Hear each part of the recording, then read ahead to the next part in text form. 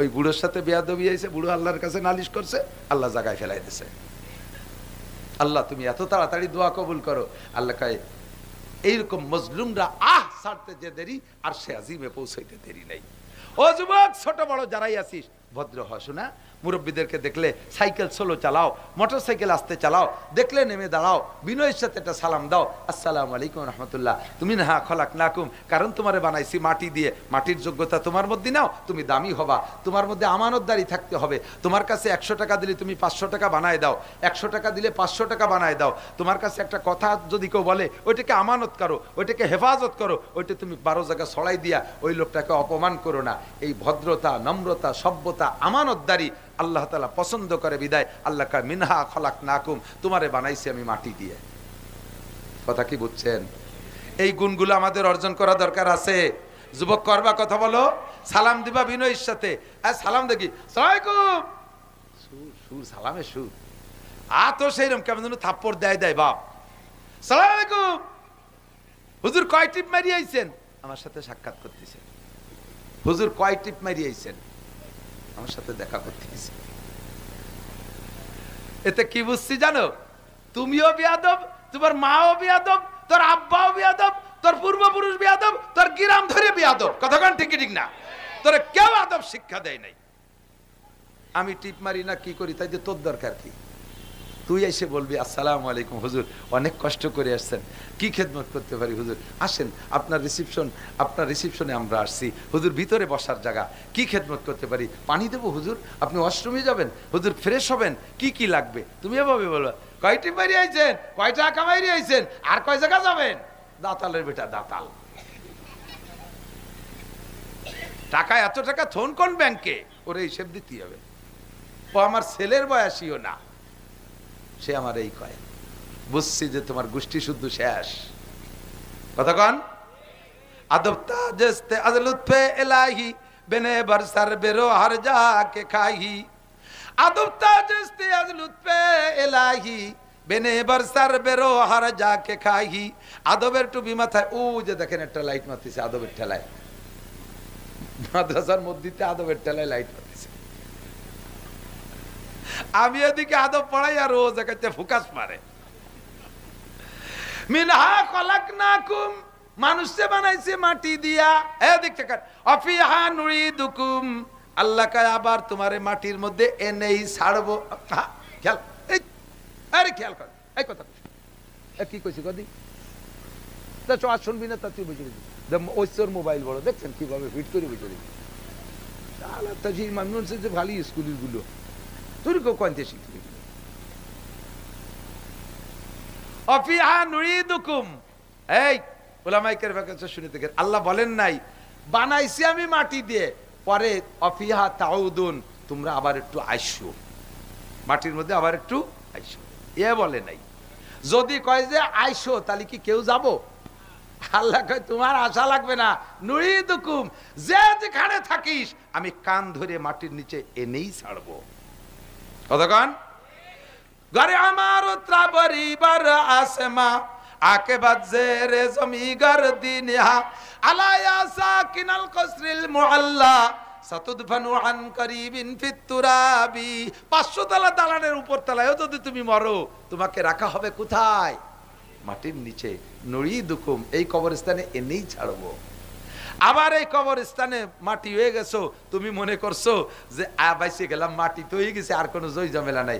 আল্লাহ কয় অমিনহা নুখরিজুকুম তারাতান উখরা, ওদিনও আল্লাহ বলবে না অমিনহা তাখরুজুন, তোমরা একটু বের হয়ে আসো। এ কায় কে কোন জায়গা মরছো, আগানে বাগানে মাগুরা ফাগুরা দিয়ে, আমি তো সব জায়গা মনে নাই আমার, কিরা কোন জায়গা মরে মাটির তলে গেছে, একটু উঠিয়ে আসো না, একটু উঠিয়ে আয়, আমি বিচার করবো, একটু উঠিয়ে আয়। এ কলি কেউ উঠবে? যা কাম করে মরছি, উঠলি খবর আছে, কাজেই উঠা যাবে না। আল্লাহ কয় ও আমি বলবোই না, বলবোই রে যে বেরোয় আসো। আমি কয় নুখরিজুকুম, বের করেই ছাড়বো, বের করেই ছাড়বো। শ্মশানে পুড়াইয়া ছাই বানাই দিছিস, ওর মূলটা আমার হাতে আছে। আরে কোন কবরস্থানে বাঘে খাইছে, সাপে খাইছে, কুমিরি খাইছে, মাটি পানির তলে ডুবে চলে গেছিস, সবগুলো আমার কাছে হিসাব আছে। নুখরিজুকুম তারাতান উখরা, আবার এই মাটি থেকে বের করেই ছাড়বো। কথা কন, আল্লাহ তাআলার এই ক্ষমতা আছে না নাই? ও দোস্ত, এই কবরস্থানে কত মানুষ মাটি দিলেন আর এই দোয়াটা পড়লেন, এই দোয়াটার তর্জমা আপনি খেয়াল করেন নাই, তর্জমা কিন্তু আজকে বলছি।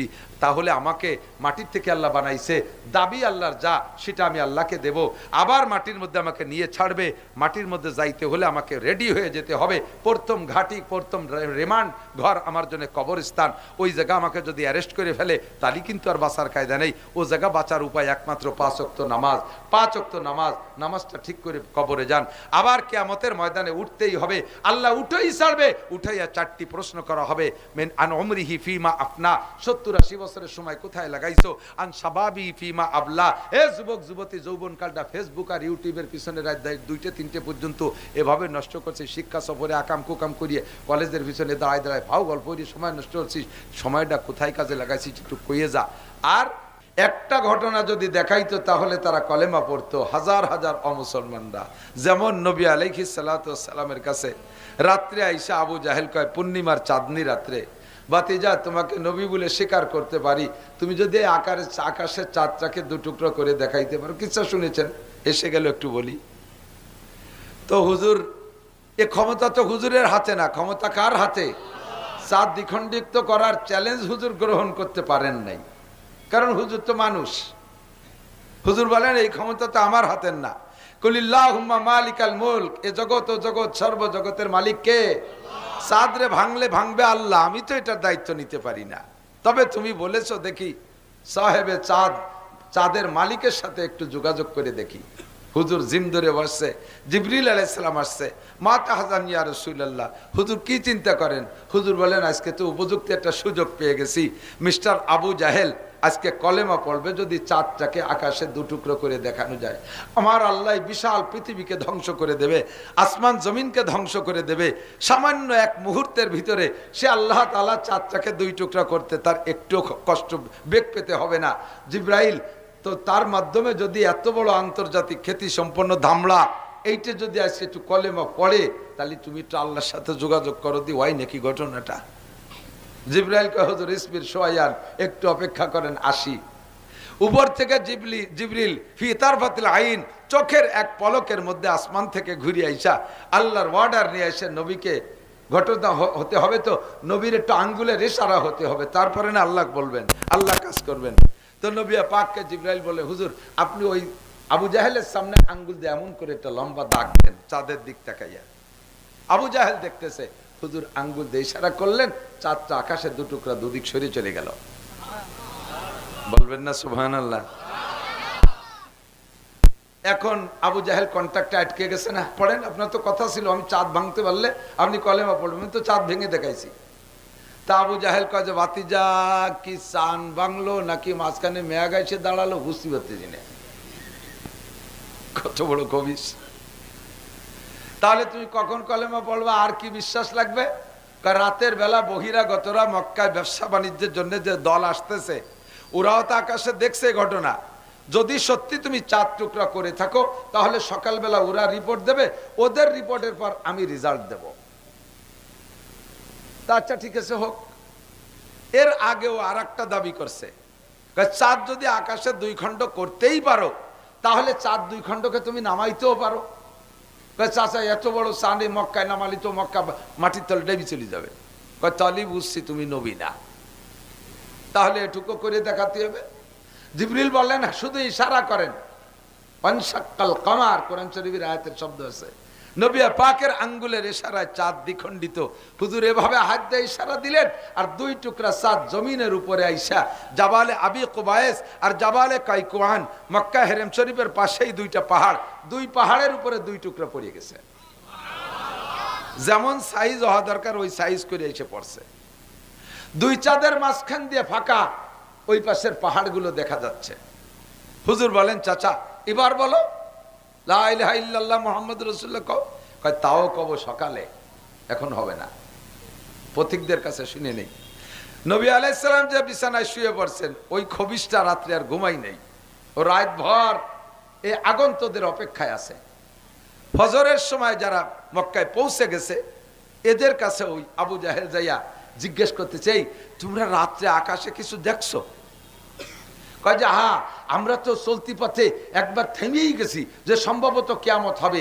শুনেছি আগের নবীদের কাছে যে যদি কিয়ামতের আগে চাঁদ খসে পড়বে, তারকা খসে পড়বে, সূর্য খসে পড়বে, এরপর আসমান ফেটে যাবে, ওয়াইজাস সামাউন ফাতারাত ওয়াইদাল কাওয়াকিবু ইনতাসারাত ওয়াইদাল বিহারু ফুজ্জিরাত ওয়াইদাল কুবুরু বুসিরাত, এই কথাগুলো শুনেছি।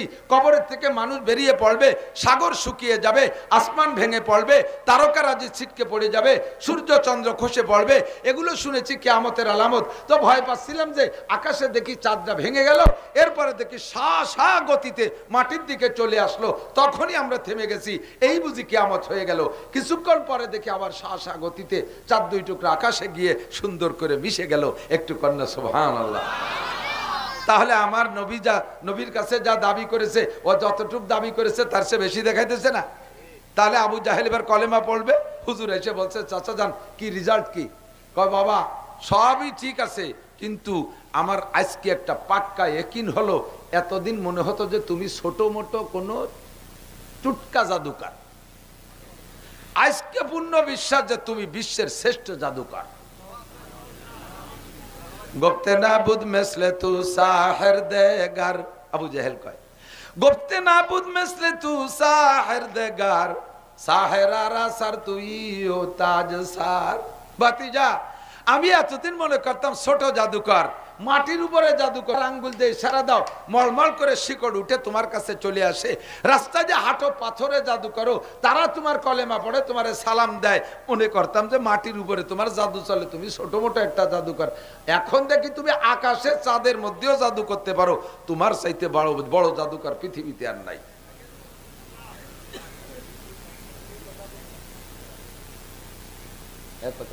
লাইট আর লাগবে না,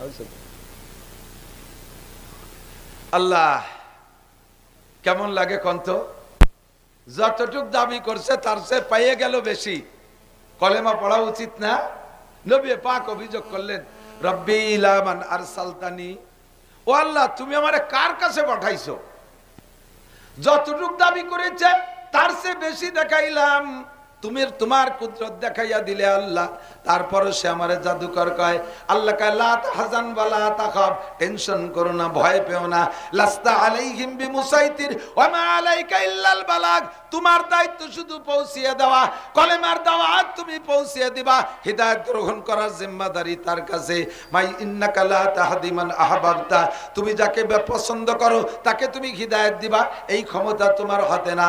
আল্লাহ পাক মাইয়াহদিল্লাহু ফাহুয়াল মুহতাদ ওয়া মান ইউদ্লিল ফালান তাজিদ লাহু ওয়ালিয়াম মুরশিদা, আল্লাহ যাকে হিদায়াত দেয় সেই হিদায়াত পায়, আল্লাহ যারে হিদায়াত দেয় না ওই লোকটার জন্য সারা দুনিয়ার নবী রাসূল আর বক্তারা বয়ান করে তারে হিদায়াত দিতে পারবে না। আপনি টেনশন করেন না, আবু জাহেল হিদায়াত না পাইলে আপনার নবুয়তিতে যাররা পরিমাণ ঘাটতি আসবে না। খতামাল্লাহু আলা কুলুবিহিম ওয়ালা সামঈহিম ওয়ালা আবসারিহিম গিশাওয়া, ওর অন্তরে মোহর লাগাই দিয়েছি, চোখের সামনে পর্দা ফেলাই দিয়েছি, কানের সামনে পার্টিশন লাগাই দিয়েছি, হক দেখেও দেখবে না, হক বুঝেও বুঝবে না, হক রে শুনেও শুনবে না। আপনাকে তার জন্য তারে হিদায়াত দেওয়ার জন্য দারোগা বানাই পাঠাই নাই, পিটাই পিটাই আপনি তারে কলেমা পড়াবেন, এ দায়িত্ব আপনার না। ওমা আলাইকা ইল্লাল বালাগ, আপনার দায়িত্ব শুধু তাবলীগ করা, পৌঁছে দেওয়া। আপনি আপনার দায়িত্ব পালন করেছেন, ওই পর্যন্ত থাক। আল্লাহ সাহাবায়ে কিরাম এরকম বহুত ঘটনা দেখছে, দেখে হুজুরকে বলতেছে, হুজুর আমরা তো এই জাতীয় আজীব আজীব ঘটনা দেখা আপনাকে নবী বলে স্বীকার করেছি, বিশ্বাস করেছি, আপনার কথায় আল্লাহকে চিনেছি। আমার দিক সাহাবায়ে কিরাম বললেন, হুজুর তাহলে একটা সময় আসবে যে সময় আপনি থাকবেন না। এখন নবী আছেন কি কথা কান? এই জাতীয় ঘটনার যদি আমরা দাবি করি তাহলে কেউ কি দেখাইতে পারবে? পারবে কথা কান না? চাঁদ দ্বিখণ্ডিত করে দেখাতে পারবে, সূর্য দ্বিখণ্ডিত করে দেখাইতে পারবে। নবী আলাইহিস সালাতু ওয়াস সালাম আলী রাদিয়াল্লাহু তাআলা আনহুর রানের উপরে মাথা দিয়ে আসরের একটু আগে শুয়ে পড়ছে।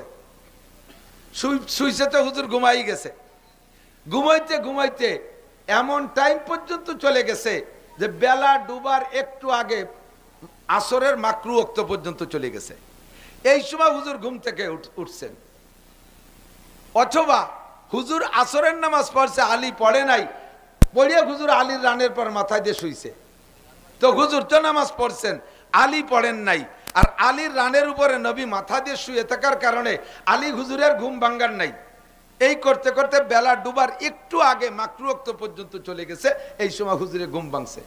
তো হুজুর আলী বলতেছেন, হুজুর আমি তো আসর পড়ি নাই, তাই তুমি আমার আগে ডাকো নাই কেন?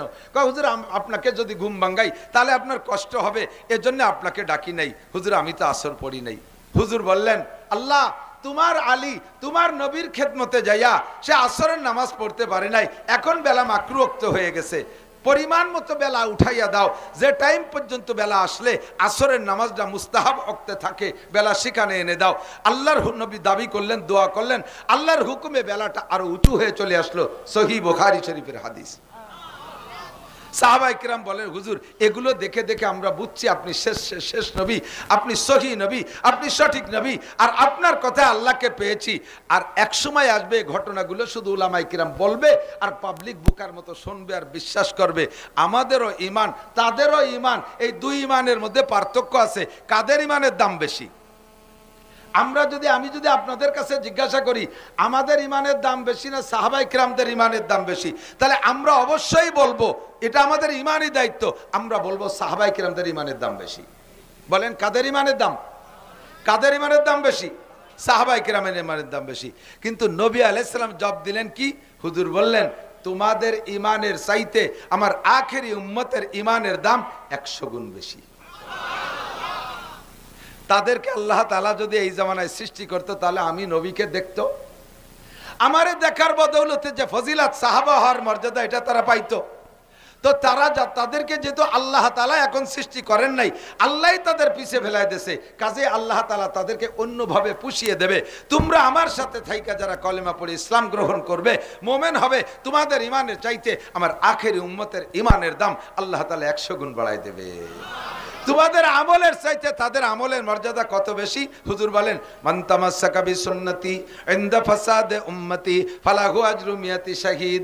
যেই সময় সুন্নাতগুলো দুনিয়া থেকে বিলুপ্ত হতে থাকবে, মুসলমানদের অলসতা, আমার দিক যুবক আমার দিক তাকাও, মুসলমানদের অলসতার কারণে সুন্নাতগুলো বিলুপ্ত হতে থাকবে, অথবা মুসলমানদের ষড়যন্ত্রের শিকার হইয়া মুসলমানদের থেকে সুন্নাতগুলো বিলুপ্ত হতে থাকবে। মুসলমানের অলসতা, মুসলমানদের অলসতা, দাড়ি না রাখলে কি হয়েছে, দাড়ি একটু খাটো রাখলি বা কি হয়েছে, টুপি ছাড়া নামাজ পড়লে কি সমস্যা, পাগড়ি না পড়লি বা কি হয়েছে, এত বড় 43 বন্ধের জামা নাগাই দিয়া একটু শর্ট গেঞ্জি আর একটু শর্ট প্যান্ট পরলে তো 70 টাকা হয়ে যায়, সুন্নতের এত দরকার কি, মেসাক না করে বিরাজ করলেই তো হয়ে যায়, দাঁত পরিষ্কার হওয়া দরকার একভাবে না একভাবে হলেই তো হলো, দস্তারখান না বিছাই গামছা বিছাই খেলাম, তাতে কি হয়েছে?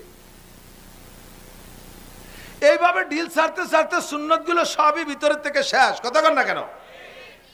আর অমুসলমানদের অপকৌশল ষড়যন্ত্র সুন্নত গেছে, বলবো দুই একটা বলবো, চোখে আঙ্গুল দিয়ে ধরাই দেই। আমরা টুপি পরি, টুপি নবীর সুন্নাত, টুপি নবীর সুন্নাত, এটা নামাজের সুন্নাত না, এটা মুসলিম পোশাকের ইউনিফর্ম সুন্নাত। শুধু নামাজের সুন্নাত না টুপি, 24 ঘন্টা এভরিথিং, একেবারে অল এভরিথিং টুপি পরা সুন্নাত, নবী পাকের সুন্নাত।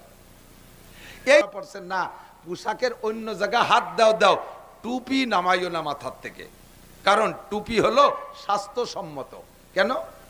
চুলের ভিতর দিয়ে জার্ম জীবাণু ঢোকে, এইটা ঠেকায় ক্যাপে, যার কারণে দেখবেন সমস্ত মেডিকেল কলেজ হাসপাতাল এবং যত হাসপাতাল আছে ক্লিনিক আছে ওর ভিতরে যারা কাজ করে সবাই কিন্তু মাথায় ক্যাপ পরে, ঠিক না? উন্ডাই এটাকে স্বাস্থ্যসম্মত স্বীকার কইরা নিজেরাও ক্যাপ পরে। এখন আমাদের এই টুপিকে সরাইয়া অন্য টুপি ঢুকানোর পদ্ধতি কি? উন্ডা ষড়যন্ত্র লাগাইছে, এই টুপি পরলে তো নামাজ পড়া যায়।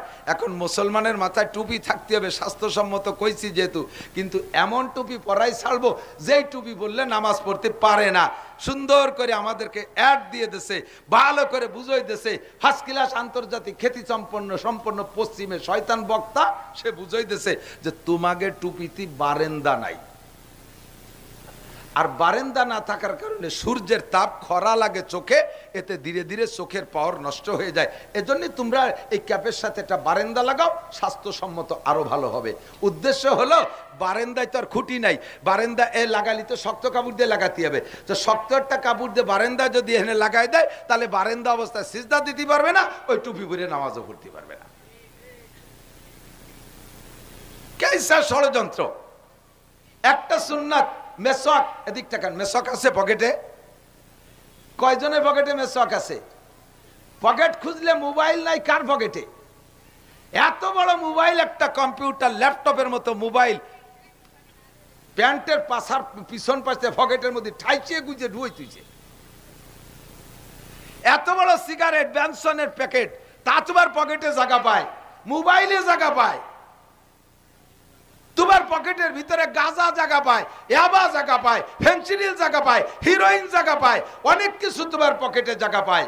অথচ পকেটে একটা মেসওয়াক রাখতে ডিস্টার্ব হয়, ইংরেজিতে মশলা কা ডিস্টার্ব হয়। মেসওয়াক, মেসওয়াকের লাভ শোনেন বলবো।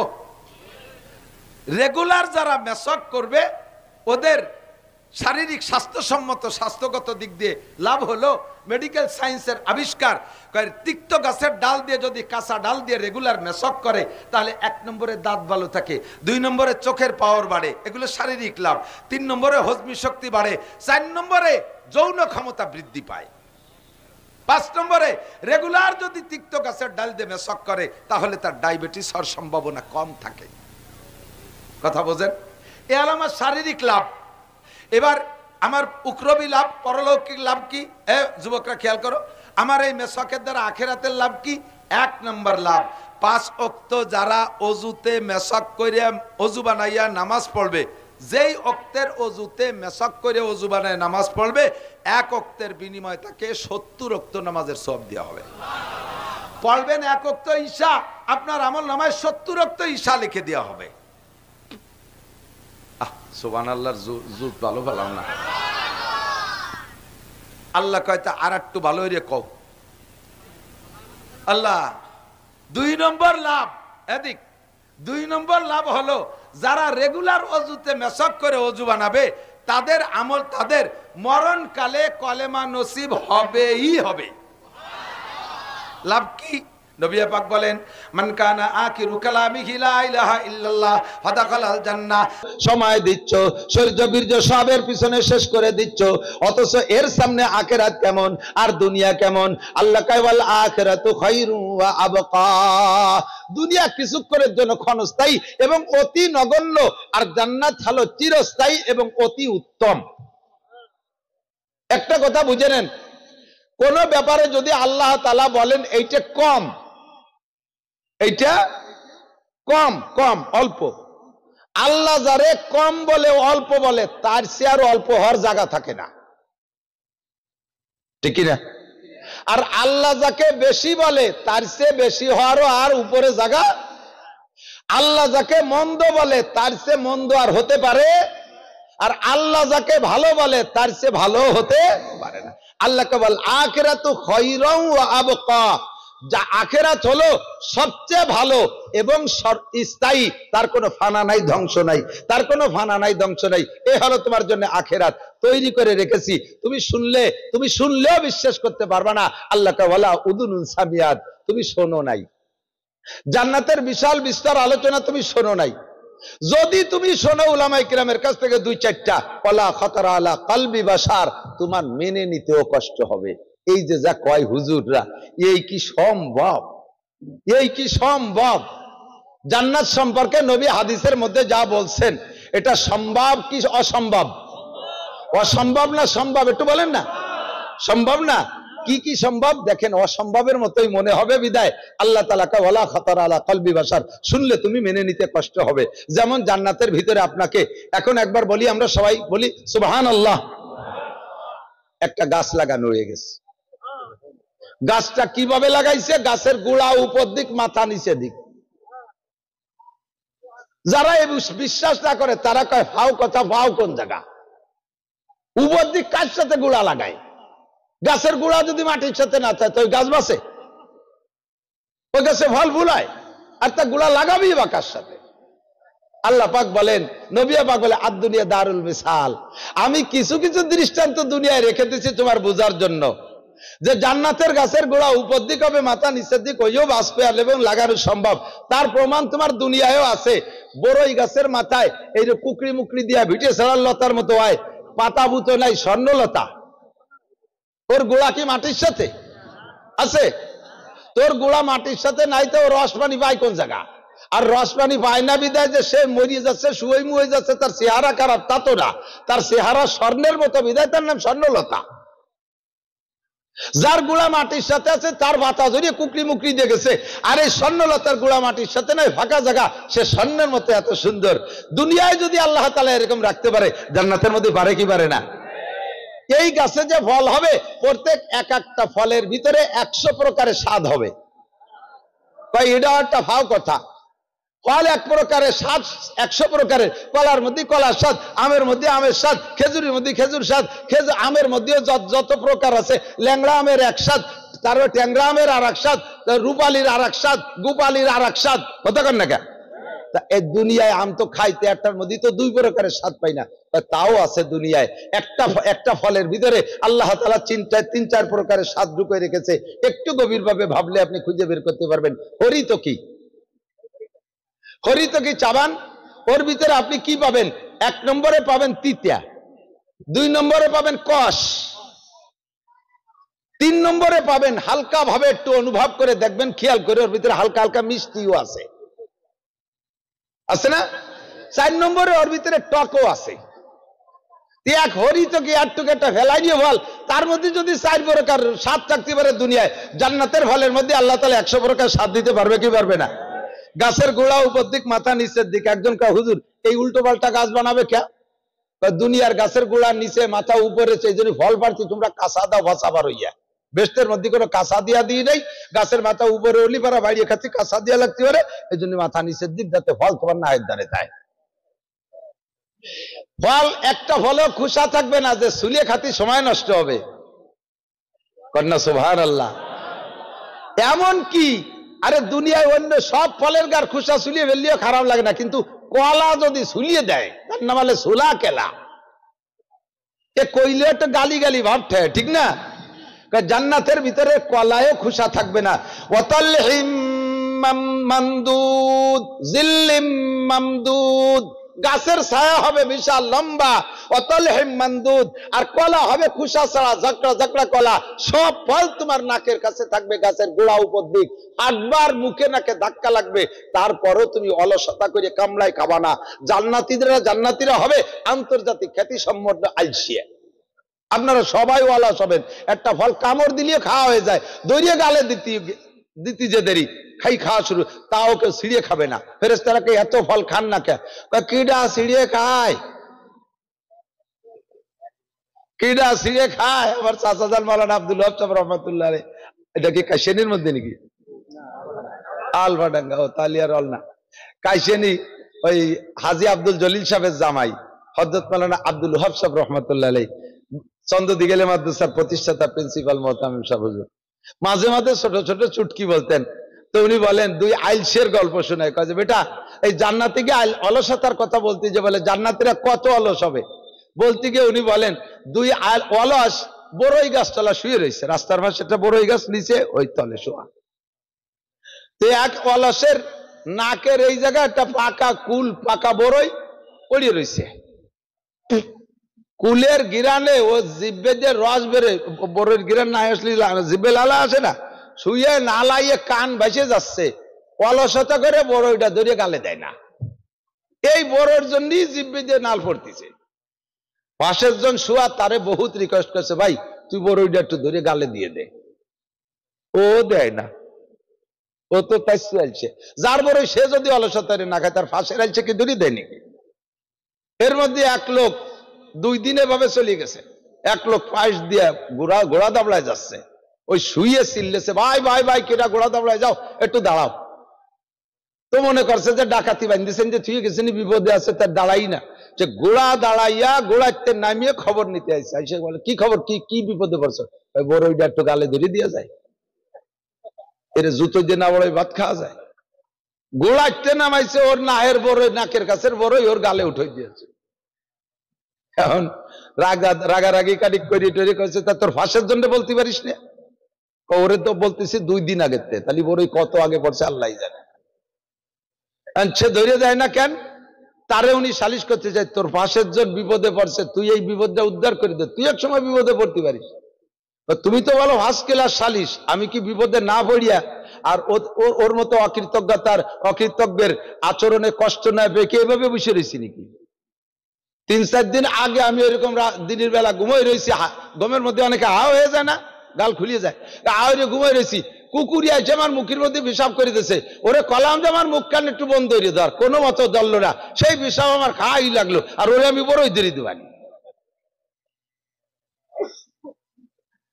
জান্নাতীরা এইরকম অলস হবে যে মুখের কাছে ফল তাও ধরিয়ে খাবে না। ফেরেশতারা এবার তুলে দিয়ে কয়, মুখের মধ্যে ঢুকাই দিয়ে বলবে, ভাই তুমি যদি বলো পেটেও পৌঁছাই দিতে পারি, তবে তুমি স্বাদ পাবা না। পূর্ণ স্বাদ যদি পাইতে এবার সবাই খাও, এক একটা ফলের ভিতরে 100 প্রকারের স্বাদ অনুভব করবেন। কন্যা সুবহানাল্লাহ। জান্নাতীরা এত আল্লাহ দিয়ে এত অলস, এত মানে ঢিলা হবে যে জান্নাতের কোন নিয়ামত একমাত্র স্ত্রী ব্যবহার করা ছাড়া অন্য কোনো কিছুর ব্যাপারে নিজে হাত বাড়াবে না। এর নাম জান্নাত। আর এই খেদমতের জন্য এই খেদমতের জন্য এনিম্যান এভরিবডি, প্রত্যেকটা জান্নাতীর জন্য আল্লাহ তাআলা 80,000 খাদেম তৈরি করে রাখবে। চুল আশ্রয় দেবে কেউ, দাড়ি আশ্রয় দেবে কেউ, গামাসি তো হবে না, পিঠ খাজয় দেবে, আত্মাও সিবে দেবে, যা লাগবে ওয়াল এভরিথিং 80,000। আর স্ত্রী থাকবে প্রথম দিন, এই যুবক আমার দিক তাকাও, প্রথম দিন বউ পাবা ভেস্তে ঢোকার সাথে সাথে 72টা। কমে গেছে, ভয় পাচ্ছেন? এত বউ বাড়ি থাকলে তো বাড়ি টিকতে পারবো না। দুনিয়ার সব জায়গা মিল আছে, মহিলায় মহিলায় মিল নাই। বাসের মধ্যে উঠে দেখবেন একজন বুড়ো, একজন যুবক বসা বা আধা বয়সী একজন বসে আছে, আর একজন বুড়ো উঠছে, বুড়ো কাঁপতিছে, বুড়োরে দেখে এই আধা বয়সী জন উঠে বুড়োটারে সিট দেয়। কিন্তু একটা যুবতী ভাইয়া বাসের মধ্যে বসা আছে, আর এই জায়গায় যদি তার নানি দাদি বয়সী একটা বুড়িও ওঠে বাসে, তত্তরায় কাঁপতিছে বুড়ি, ব্রেক করার সাথে সাথে সামনেতে বুড়ি একে ধাক্কায় চলে গেছে পিছনে গলির মধ্যে দিয়ে। তাও ওই সেমরিটা উঠে কবে না, দাদি বসেন, কয় যে স্যার দাদি ওই জায়গা থাকো, শুয়ে থাকো। মহিলায় মহিলায় এত দ্বন্দ্ব। আমাদের বাংলাদেশের ভিতরেও রাজনৈতিক এত দ্বন্দ্ব হতো না। এই দ্বন্দ্বের গুরু 2 মহিলা, কথা বলেন না কেন? 2 মহিলা বিদায় দ্বন্দ্বের গুরু।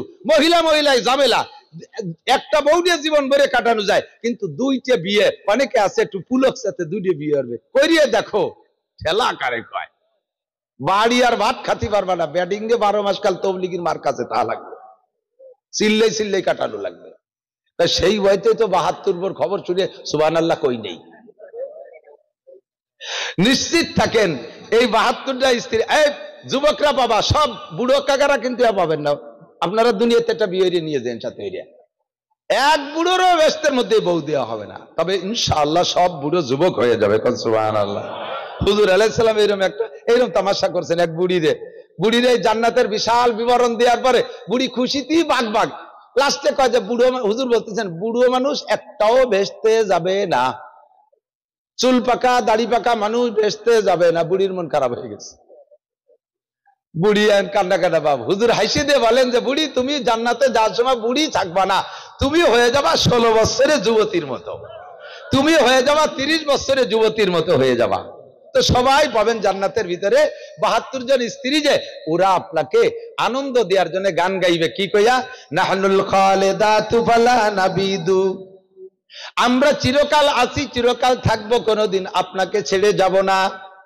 নাহনুল খালিদাতু ফালা নাবিদু, নাহনুন নাইমাতু ফালা নাবআসু, আমরা চিরকাল এভাবে নিয়ামতে ভরপুর থাকবো, সুন্দরী থাকবো, রূপসী থাকবো, ভরা যৌবনে থাকবো, আমাদের চেহারায় কোনোদিন ভাঁজ পড়বে না, আমাদের জন্য সোনকিরি মালতা পাউডার কিনা লাগবে না, আমাদের শরীরে চামড়া গুছাবে না, আমাদের যৌবনে ঘাটতি আসবে না। দুনিয়ায় যতদিন ছিলেন আপনারা স্ত্রী ব্যবহার করেছেন, দুনিয়ার স্ত্রীরা 40 বছর বয়সের পরে যাইয়া মুখের উপরে মেস্তা পইড়া যায়, চামড়া গুছাইয়া যায়, তাদের চোখের ভিতরে দাগ পইড়া যায়, চুল পাইকা যায়, যৌবনের চাহিদা থাকে না, ইত্যাদি ইত্যাদি দুর্বল। নাহনুন নাইমাতু ফালা নাবআসু, এরপরে বলেন নাহনুর রাদিয়াতু ফালা নাসকাতু, কোমর দুলাইবে আর গান গাইবে। এই সুন্দরী 72 জন স্ত্রী আপনার সামনে কোমর দুলাই দুলাই গান গাইবে আর বলবে নাহনুন রাদিয়াতু ফালা নাসকাতু, আমরা আপনার সন্তুষ্ট আছি, আপনার কাছে টাকা চাই না, আপনার কাছে পয়সা চাই না, আপনার সাথে কক্সবাজার কুয়াকাটা ঘুরতে যেতে হবে তাও চাই না, আপনি দেশ বিদেশের প্রসাধনী এনে দেবেন তাও চাই না, আলাদা আলাদা ঘর বাড়ি দিবেন তাও আপনার কাছে চাই না। নাহনুর রাদিয়াতু ফালা নাসকাতু তুবা লিমান কানা লানা ওয়া কুন্না লাহু। কাজেই আপনি আমাদের জন্য, আমরা আপনার জন্য, সকলেই আমরা বড় ভাগ্যবান। এই জান্নাতি নারীরা আপনারে গান গেয়ে গেয়ে আনন্দ দেবে। এ হলো প্রথম দিনের ৭২ জন। এ জেনের তার নাই, দাও না।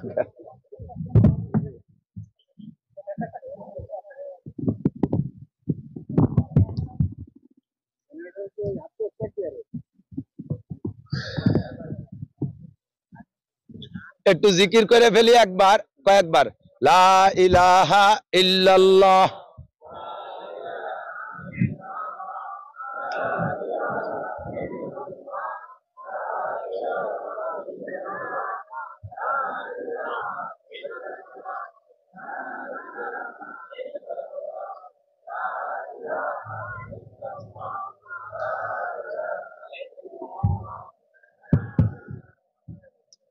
লা ইলাহা ইল্লাল্লাহু মুহাম্মাদুর রাসূলুল্লাহ। ওই মাঝখানে কেউ পেশাব করছে নাকি? ওই জায়গায় কেউ বসে না কেন? দাঁড়িয়ে আছেন যারা, বসেন, জান্নাত দিয়ে দেব, বসেন, আসেন। একেবারে ফ্রি বিতরণ হবে জান্নাত, ভয় নাই। আমরা এভাবে ফ্রি বিতরণ জান্নাত করে লাস্টে টাকা কালেকশন করি, ওই চিন্তায় লাভ নাই।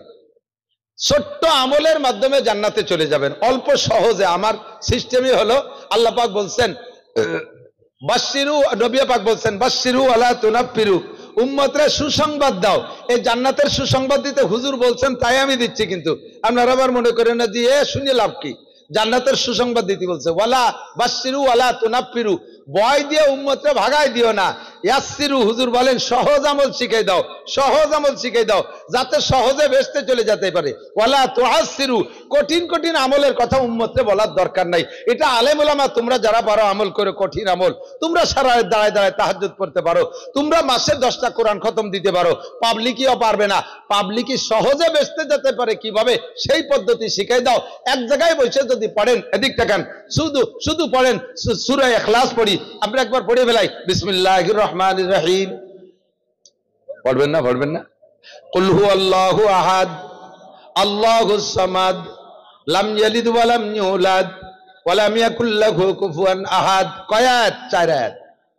আল্লাহর কসম, এই পড়ছেন এখন বিসমিল্লাহ সহ, বিসমিল্লাহও 1 আয়াত, বিসমিল্লাহও 1 আয়াত, এই 4 আয়াত আর 1 আয়াত, 5 আয়াতের বিনিময় এক্ষুনি জান্নাতের মধ্যে আপনার জন্য হয় নতুন একটা বিল্ডিং তৈরি হয়ে গেছে 5 তলা, অথবা আগের বিল্ডিং এর উপরে এই 5 তলা সংযোগ হয়ে গেছে। ইট বালি সিমেন্ট মিস্ত্রি রাজমিস্ত্রি কোনো কিছু ইঞ্জিনিয়ারিং কেউরে পাঠানো লাগবে না, পড়বেন আর জান্নাতের মধ্যে বিল্ডিং হতে থাকবে। একবার পড়ে বেলায় 7 তলা 8টা দালান বানাই। বিসমিল্লাহির রহমানির রহিম আলহামদুলিল্লাহি রাব্বিল আলামিন আর রহমানির রহিম মালিকি ইয়াউমিদ্দিন ইয়্যাকা না'বুদু ওয়া ইয়্যাকা নাস্তাঈন ইহদিনাস সিরাতাল মুস্তাকিম সিরাতাল লাযীনা আন'আমতা আলাইহিম গায়রিল মাগদুবি আলাইহিম ওয়ালাদ-দাল্লিন। আমিন। 7 তলা কট্টুক বিল্ডিং, আপনার বাড়ির বিল্ডিং এর মতো 3 ইউনিট 2 ইউনিট 1 ইউনিট। এই বিল্ডিং কি দিয়ে বানানো? এই আমাকে পুকুরেশ্বরের ইট, এদিক তো ভুয়েশ্বরের তালপাডাঙ্গার এই যে এটা হাজী সাহেবের বাটার ইট দিয়ে বানায়। এই সব ইট না, লাবিনাতু মিন ফিদ্দা লাবিনাতু মিন যাহাব, একটা ইট হবে স্বর্ণের, একটা ইট হবে রূপার। কন্যা সুবহানাল্লাহ। এই বিল্ডিং কত বড় হবে? উচ্চ কট্টুক কট্টুক এক এক তলা। আমরা মানুষ হলাম 5.5 ফুট, 5 ফুট 6 ইঞ্চি, বেশিরভাগ এই সাইজ, 2-1 জন বেশ কম থাকে। বিল্ডিং এর আমরা তালার ডিস্টেন্স করি কতটুকু? উচ্চতা 11 feet 12 feet, 10 feet 11 feet 12 feet, ঠিক না? অর্থাৎ নিজে একজন মানুষের বডি লম্বা যতটুক তাতে দ্বিগুণ। জান্নাতের ভিতরে মানুষ লম্বা হবে 60 গজ, 120 হাত। 120 হাত যদি মানুষ লম্বা হয়, তাহলে তার বিল্ডিং এর এক তলা উঁচু হবে 240 হাত। এই 240 হাত এক তলার ডিস্টেন্স। এইরকম বিল্ডিং যারা 1 খতম কোরআন শরীফ পড়বেন, আমার পাবলিক বাবারা, আমার পাবলিক বাপ ভাইরা, আমার যুবক সোনারা, আমার পর্দার আড়ালের পাবলিক মা বোনেরা, আপনি এক খতম কোরআন শরীফ সারা জীবনে কষ্ট করে পড়বেন, আল্লাহ তাআলা জান্নাতের মধ্যে আপনাকে 6666 তালা 2টা বিল্ডিং দান করবে। এক এক তালার ডিস্টেন্স যদি হয় 240 হাত, তাহলে 6666 তালা কত উঁচু হয়, প্রায় চাঁদ ধরা যাবে। এত উঁচু বিল্ডিং এ বানাতে কি পরিমাণ ইট লাগে, তাও মাটি ইট না, স্বর্ণ এবং রূপার ইট, মেশকো আর জাফরান দিয়ে গাঁথনি হবে। এর মধ্যে কোনো কারেন্টের লাইট দেওয়া লাগবে না, বিল্ডিং এর থেকে এমন লাইট হবে যে তার ভিতরে পরিমাণ মতো আলো থাকবে। আল্লাহু আকবার। আপনি যদি পাবলিকই পড়েন তাহলে আপনাকে দেওয়া হবে 2টা বিল্ডিং। কয়টা? পাবলিকই 2টার। হুজুররা যদি পড়ে এক খতমে 1 বিল্ডিং। এই জায়গায় আল্লাহ হুজুরকে ঠকাইছে, জ্বালা ঠকান।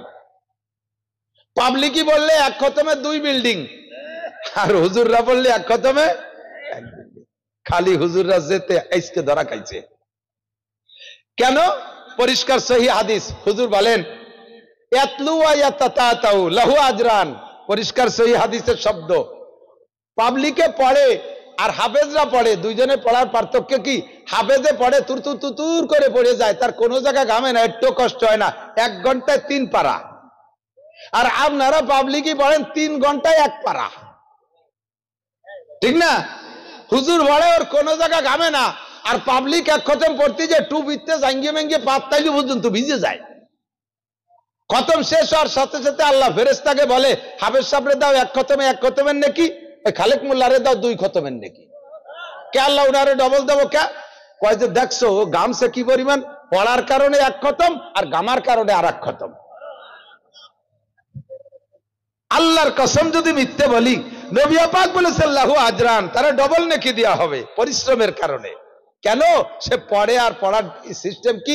ইয়াতলু ওয়া ইয়াতাতাউ, পড়ে আর তো আরে একটু পড়ে এজে একটু মতন, একটু এজে একটু মতন, কদ্দুর পারছে তো পারে নাই, এরপরে যে খানিক দাঁড়ায় গেছে ওই জায়গা আবার একটু এজে মিম খারজর মা আলহামদুলিল্লাহ মালি মালি মালি মালি মালিক ইয়াউমিদ্দিন গয়নি জোর গয়রিল মাকদুবি মিম গঞ্জর মাকদুবি একটু এজে একটু মতন করতে করতে হাওয়ায় গেছে, আপনারে 2 খতমের নেকি। জান্নাতের ভিতরে আপনি 2 তলা একটা বিল্ডিং পেয়ে গেছেন। এখন সারা জীবনে যদি আপনি 1 খতম পড়েন তাহলে 2 তলা এত বড় বিল্ডিং একটা পেয়ে গেলেন। আর হাফেজ সাহেব যারা, তারা যদিও 1 খতমে 1 বিল্ডিং পায়, কিন্তু তাদের বিল্ডিং বেড়ে গেছে অন্য জায়গা। একজন হাফেজ হইতে কমপক্ষে 1000 বার খতম না পড়েছে হাফেজ হতে পারে না, তার 1000 খতমে 1000 বিল্ডিং হয়ে গেছে। জান্নাতের মধ্যে কোনো আফসোস থাকবে না, যা পাবেন তাতেই খুশি থাকবেন। শুধু একটা আফসোসই থাকবেন, আল্লাহকে বলবেন রব্বানা আবসারনা ওয়া সামিনা ফারজিনা নামাল সালিহান ইন্না মুকিনুন। রব্বুল আলামিন। এই কথাগুলো উলামায়ে কেরামের কাছে শুনতাম, ভালো হয়ে গাঢ় বিশ্বাস হইনি, তার ফাঁকেও যেভাবে পারছি খতম একটা পড়ছি। তাতে যা দেখলাম 1 খতমে 2 বিল্ডিং। এই যে হুজুররা পাইকারি দরে 1000 বিল্ডিং পাইছে, আর একটা বার সুযোগ দাও, সবই চোখে দেখলাম, আমি একটু হাফেজ হইয়া এই বিল্ডিং গুলো কামাই করে নিয়ে আসি। আল্লাহ পাক বলবেন কাল্লা বান্দা, আর হবে না, যা পেয়েছো তা পেয়ে তুমি খুশি থাকো, আর তোমাকে এসে বেশি সুযোগ দেওয়া হবে না। ওই সময় একটাই মাত্র আফসোস করবেন, জান্নাতে যাওয়ার সময় দেখবেন আপনার নেকি যখন হিসাব হবে, হঠাৎ করে একদিক দিয়ে ফেরেশতারা বিশাল একটা নেকির পাহাড় গড়াইতে আইনি আপনার নেকির পাল্লায় উঠে দিতেছে। আপনি তখন বলবেন আল্লাহ লিমান হাজা, এটা কার নেকি কার পাল্লায় দিচ্ছে? আমার গুলো তো হিসেব হয়ে গেছে আগে, কার নেকি কার পাল্লায় দিচ্ছে? ফেরেশতারা ভুল করলো।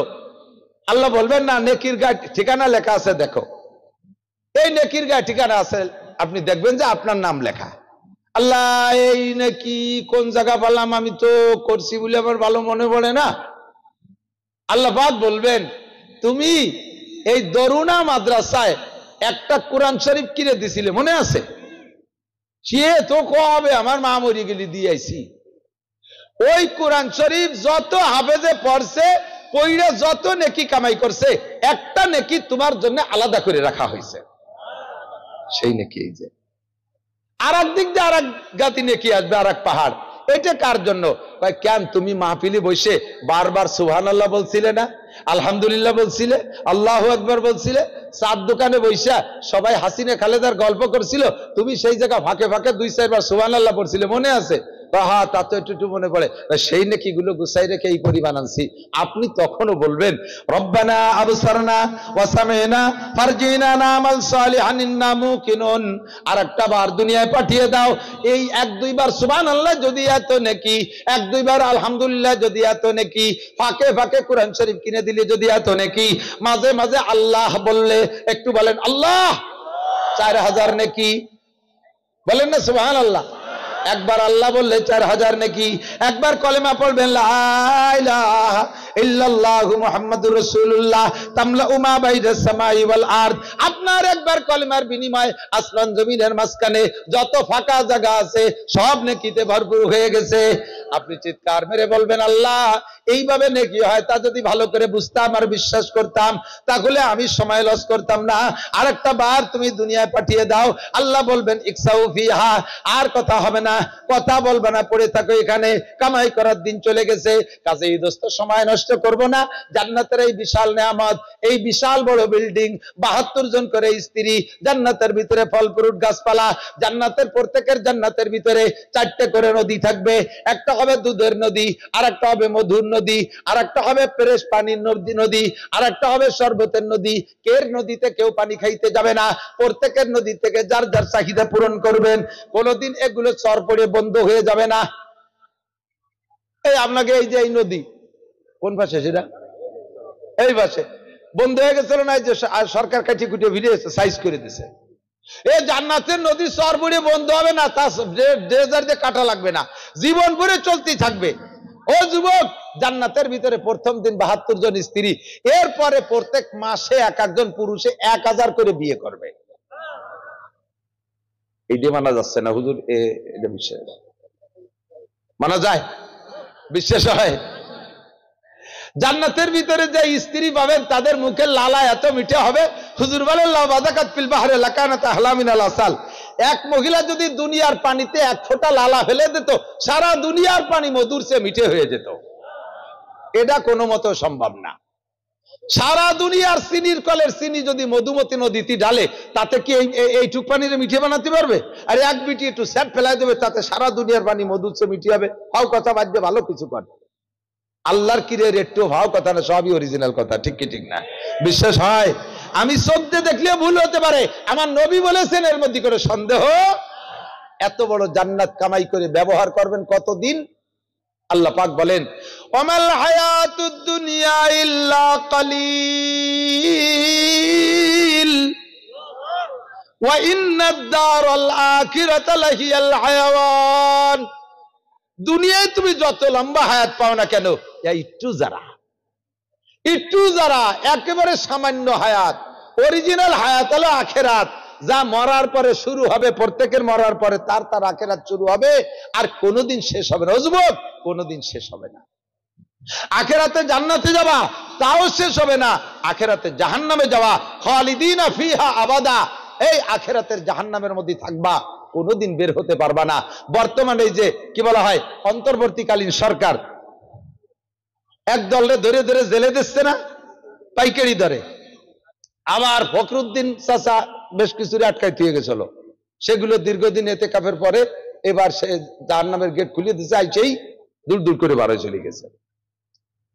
এখন যারা সেই আমলে, ফখরুদ্দিনের আমলে 2 দলের থেকেই জেলে গেছিল, 2 দলই মুনাজাত করতে, আল্লাহ একটা সুষ্ঠু নির্বাচন দাও, নির্বাচিত সরকার আসলে আমরা বেরোয় যেতে পারবো। দেখতে দেখতে ফখরুদ্দিন সাহেব নির্বাচন দিলেন, 3 বছরের মাথায় যাইয়া সুষ্ঠু নির্বাচন হলো, আর আমলিগ ক্ষমতায় গেল। আর যাইয়ে আমলিগের যত নেতারা জেলে ছিল সবগুলো গুবিরা লাহু মা তাকাদ্দামা মিন যামবি ওয়া মা তাআখার, তাকে আগে ভাতে সব গুনাহ মাফ, জেলখানাতে ছেড়ে দিয়েছে। এখনো যারা ডুবতেছে তারাও মনে মনে অপেক্ষা করতেছে, যদিও এখন আমলিগ কোণঠাসা, কিন্তু মরিয়ে তো যাই নেই, খালি নির্বাচন দাও, দেখো নৌকো কোথায় ওঠে। নির্বাচন দিলে আমরা নির্বাচিত সরকার পেলে আমরা আবার বেরোয় যেতে পারবো। এটা হলো দুনিয়ার সিস্টেম। নির্বাচিত সরকারের অধীনে যারা থাকে তারা বেশি দিন জেলখানায় থাকে না, ওরা বেরোয় যায়। ও দোস্ত, যার আখেরাতে যাইয়া আলাদা কোনো নির্বাচিত সরকার হবে না, একই নির্বাচিত সরকার। এখনো যিনি নির্বাচিত, তখনও তিনি নির্বাচিত, যাকে আমরা নিয়মিত ভোট দিয়ে যাচ্ছি। সূরা ফাতিহার ভিতরে বলেন আলহামদুলিল্লাহি রাব্বিল আলামিন আর রহমানির রহিম, তারপরে মালিক ইয়াউমিদ্দিন। বিচার দিনের প্রেসিডেন্ট কে? মালিক কে? প্রধান বিচারপতি কে? আর কোন কোর্ট থাকবে? আপিল কোর্টও থাকবে না। মালিক ইয়াউমিদ্দিন, জীবন ভরে ভোট দিছি সূরা ফাতিহার ভিতরে, ওই মালিক ছাড়া আর কোন মালিক থাকবে না। দোস্ত, তিনি তোমাকে জাহান্নামে ঢুকিয়ে দিয়ে যদি বলে ফি নারি জাহান্নামা খালিদিনা ফি আবাদা, থাকের মধ্যে চিরকাল বের হইতে পারবি না, তাহলে আর কেউ তোমারে বের করতে পারবে না। ওটা কত বছর? অনন্তকাল। কত বছর? একটু হিসাব করেন, এদিক তাকান, অনন্তকালটা হিসাব করেন। ধরে নিলাম 2000 কোটি বছর। তারপরে আরো 2000 কোটি বছর। তারপরে কি হবে? তারপরে আরো 1 লক্ষ কোটি বছর। তারপরে কি হবে? তারপরে আরো 1 কোটি বছর। তারপরে আবার ঘুরতি, তাহলে তাও ইন্নামাল আখিরাত শেষ হবে না। আখিরাত শেষ হবে না। আল্লাহ কয় ওয়া ইন্নাদ দারাল আখিরাতা লাহিয়াল হায়াওয়ান। দুনিয়ার হায়াতের নাম হায়াত না, দুনিয়ার হায়াতের নাম মরণ। দুনিয়ার হায়াতের নাম কি? মরণ। কারণ কি শোনেন, আশ্চর্য হবেন। সূরা তাবারাকাল্লাযী যারা পড়তে পারেন তারা বলেন তাবারাকাল্লাযী বিয়াদিহিল মুলকু ওয়া হুয়া আলা কুল্লি শাইইন কাদির আল্লাযী খালাকাল মাউতা। আগে মরণ বানাইছে, আল্লাযী খালাকাল মাউতা। এ জায়গার নামই হলো মরণ। এ জায়গা যে আসবে সে মরবে, এ দুনিয়াই মরবে, দুনিয়াই থাকবে না। ভালো করে শুনে নাও যুবক, আমার আধা বয়সী কিছু সাইলুনি বোঝেন তো? আধা পাকা আধা কাছারে সাইলুনু কয় না? আম সাইলু, ফেফি সাইলুনু। অর্ধেক দাড়ি পাকছে, আইজও স্লিপ করে পশ্চিম দিক পড়ে না। আজান হয়, মসজিদের আজান তার কানে ঢোকে না। কাঁচা পুলো বারোয় কাঁচাই দিয়ে ধান লাগাতেই তালে থাকে, ভ্যান ঠেলতেই তালে থাকে, নসিমান চালাইতেই থাকে, দোকানে চা বেচতেই থাকে। একটুও ভাবে না কখন তার আজরাইল আসবে। পাট বাঁচতেই তালে আছে। এদিক তাকান, যখন আজরাইল আসবে আপনার দুনিয়ার কোন কাজের বাহানা দেখে আজরাইল তাড়াই দিতে পারবেন? আপনি পাট বাঁচতেছেন, 2 জাগ বেশি হয়ে গেছে, জাগ 1 জাগ নিয়ে বাঁচতে তালে রয়েছেন। এর মধ্যে আজরাইল এসে কানে কানে যদি কাকা তাড়াতাড়ি রেডিও কাঁচা খুলিয়ে সার, আমি কিন্তু এসে গেছি। এই সময় কি আজরাইলে বলতে পারবেন মিয়া টের তো পাও না, পাট ফোট বাঁচাবাসি নাই, এই জন্য জেনারেশন এসে ধরি বসো, এই 2 জাগ বাঁচা হবে, আরো 3 দিন লাগবে, তারপরে আসবা জান্নাতি বললে আজরাইল চলে যাবে না? কাঁচা খুললি খোল, নালি ওই অবস্থায় দিলাম পেলাইয়া, ঠিক না? এক ওয়াক্ত নামাজের জন্য খেয়াল করে না। আল্লাহর কসম, এ নারী আর পুরুষ, আমার যুবক যারা 15 বছরের উপরে যাদের বয়স, এক ওয়াক্ত নামাজের বিনিময় 200 কোটি, আরো 30 কোটি, আরো 40 লক্ষ বছর জাহান্নামে পোড়া লাগবে। নাউজুবিল্লাহ বলে দিলাম, আবার নামাজ কালকে থেকে পড়বো না, কারণ আজকে তো নাউজুবিল্লাহ বলা শেষ হয়ে গেছে, আগের টুক সব মাপ। এক ওয়াক্ত নামাজের বিনিময় 230 কোটি 40 লক্ষ বছর। 15 বছর বয়সে সাবালেগ হইছেন, 40 বছর বয়স আজ এর ভিতরে পড়েন নাই নামাজ। কত বছর নামাজ কাজা করছেন? 25 বছর। এক বছরে 2000 ওয়াক্ত নামাজ আসে, 25 বছরে আপনার 50,000 ওয়াক্ত। 50,000-এ 230 কোটি 40 লক্ষ দিয়ে গুণ দেন, কত বছর জাহান্নাম হয়? এতদিন পড়তেই হবে। আর একটা কথা ফাঁকে মনে রেখেন, নামাজ না পড়লে গুনাহ হয় না। বোঝে নাই? নামাজ না পড়লি গুনাহ হয় না। তাই তো বেশি গেলাম, গুনাহ না হলে তার কি আল্লাহ ধরবে কিভাবে? গুনাহ হয়নি তার ধরবা কেন? রোজা না রাখলে গুনাহ হয় না, হজ ফরজ হইছে করেন নাই গুনাহ হবে না, যাকাত ফরজ হইছে দেন নাই গুনাহ হবে না। তা হবে কি? এর প্রত্যেকটার এগেনস্টে এক একটা জেলের পরিমাণ, শাস্তির পরিমাণ ধার্য করা আছে, ওই পরিমাণ শাস্তি খাটতে হবে, সাজা খাটতে হবে। যেমন একটা বিড়ি খালি একটা কবিরা গুনাহ, 2টা খালি 2টা গুনাহ, একবার গাঁজা খালি একটা কবিরা গুনাহ, দুইবার খালি দুইটা গুনাহ, একবার জেনা করলে একটা কবিরা গুনাহ, একবার মিথ্যে কথা করলে একটা কবিরা গুনাহ, 7000 বছর করে জাহান্নাম। কিন্তু নামাজে এরকম গুনাহগাতা গুনাহ নাই। নামাজে আছে একবারে বরাদ্দ করা আছে, এক ওয়াক্ত ছেড়ে দিলে 230 কোটি 40 লক্ষ বছর জাহান্নাম। এই পরিমাণ পুড়িয়ে তারপরে আসো। এলো শুধু গেল নামাজে, তারপরে রোজা, তারপরে হজ, তারপরে জাকাত, এরপরে পর্দা, এরপরে পুশিদা, এরপরে ফরজ, আরো ফরজ আছে, এরপরে সুন্নাত। এ সবগুলোর বিনিময় লক্ষ লক্ষ কোটি কোটি গুনাহ করেছো। এই পরিমাণ করে সাজা খাটতে যতদিন লাগে ততদিনও জাহান্নামে আছে। এরপরে যাইয়া সমস্ত গুনাহ মোচন হবে পোড়াই পড়াইয়া, শেষে আপনার মধ্যে ঈমান আছে।